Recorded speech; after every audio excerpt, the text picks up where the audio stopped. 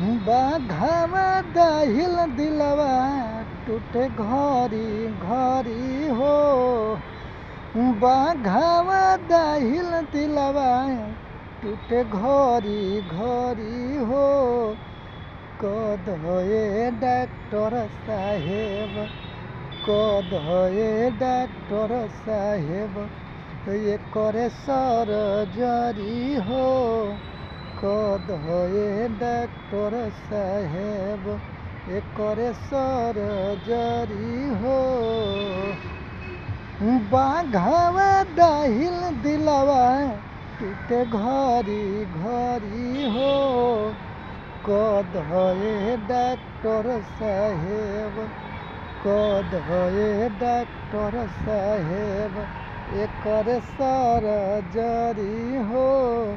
कदये doctor Saheb.